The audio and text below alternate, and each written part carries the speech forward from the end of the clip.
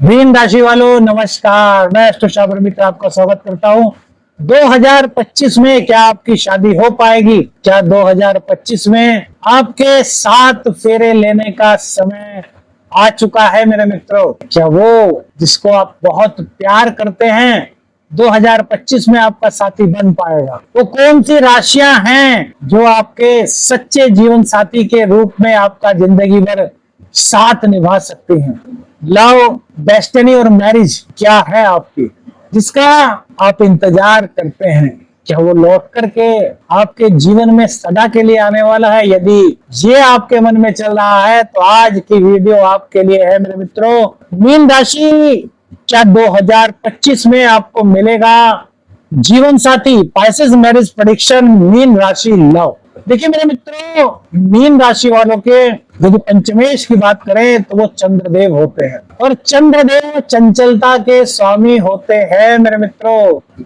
ये आपके प्रेम भाव के स्वामी है, ये आपके संतान भाव के स्वामी है, ये आपके भावनात्मक जुड़ाव के स्वामी है। यदि आपकी कुंडली में चंद्रदेव की स्थिति मजबूत है, पंचम भाव मजबूत है, चंद्रदेव पीड़ित नहीं है और सप्तम भाव पर भी किसी क्रूर ग्रह की दृष्टि नहीं है और मजबूत होकर के चंद्रमा आपके सप्तम भाव में बैठ जाए तब आपके प्रेम विवाह के योग मेरे मित्रों बनते हैं। वहीं आपके जो सप्तम भाव के स्वामी हैं वो है बुधदेव, यानी कि आपके विवाह के कारक, आपके दाम्पत्य के कारक, आपके जीवन साथी के कारक।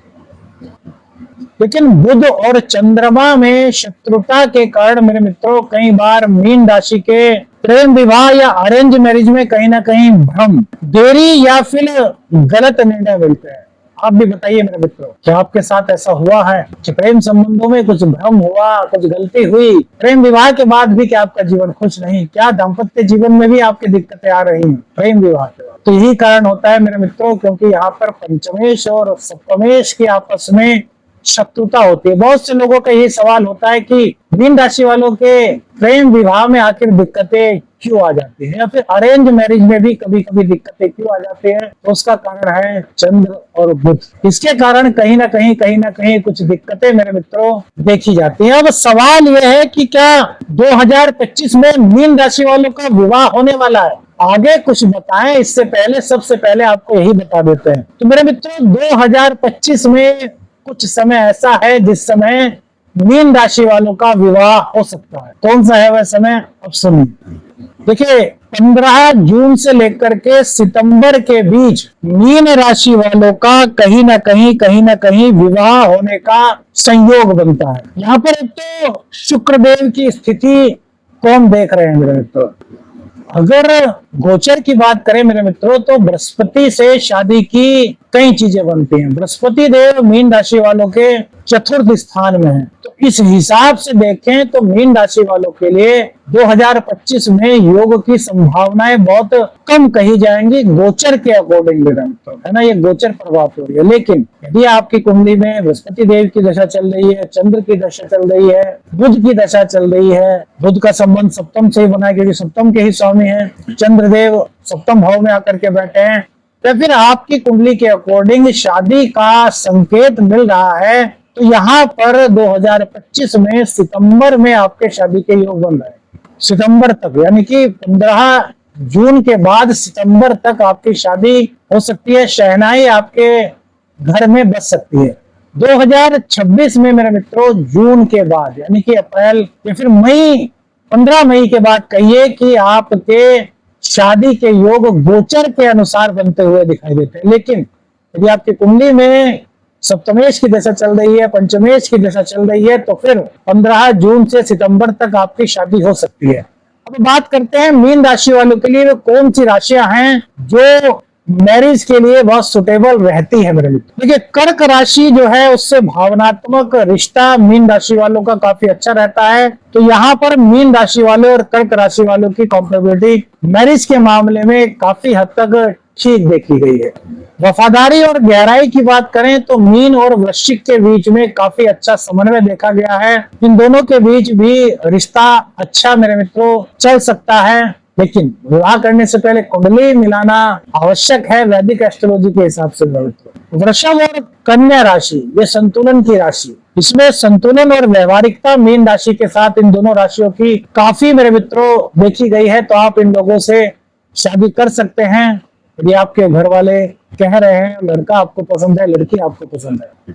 मिथुन, सिंह और तुला राशि, इनसे कहीं ना कहीं मानसिक रूप से मतभेद मेरे मित्रों हो सकते हैं। देखिए क्यों हो सकते हैं, इसके बारे में बात करते हैं। मीन राशि वाले लोग कैसे होते हैं? मीन राशि वाले लोग स्वभाव से भावुक होते हैं, त्यागी होते हैं और कल्पनाशील होते हैं, वहीं ज्ञानवान लोग होते हैं। गुरुदेव की राशि है। इन्हीं गुणों के कारण वो एक तरफा प्रेम में धोखा खा बैठते हैं या फिर असमझदारी भरे निर्णय ले लेते हैं, यानी कि उनको कहीं ना कहीं लगता है कि ये निर्णय गलत है, लेकिन फिर भी वो अपने दिल की सुनते हैं, वो अपने दिमाग की नहीं सुनती और जानबूझ करके गलत फैसला ले लेते हैं, चाहे प्रेम हो चाहे दाम्पत्य जीवन, और उनको कहीं ना कहीं आगे चल करके दिक्कतें सहन करनी पड़ती है।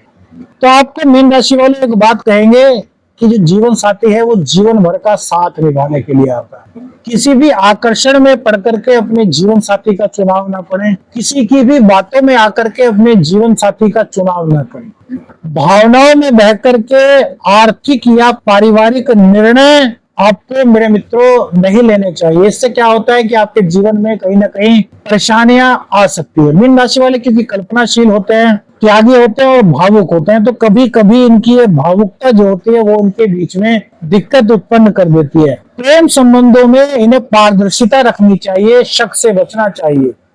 कोई भी बात इनको अगर अच्छी नहीं लग रही तो उसके बारे में खुल करके बात करें, शक ना रखें, क्योंकि ये जो शक रखते हैं ना कहीं किसी चीज को अपने मन में रखते हैं, उसको खोलते नहीं, वही चीज इनका शक कभी कभी सच हो जाता है और फिर जीवन में बाद में इन्हें परेशानी झेलनी पड़ती है।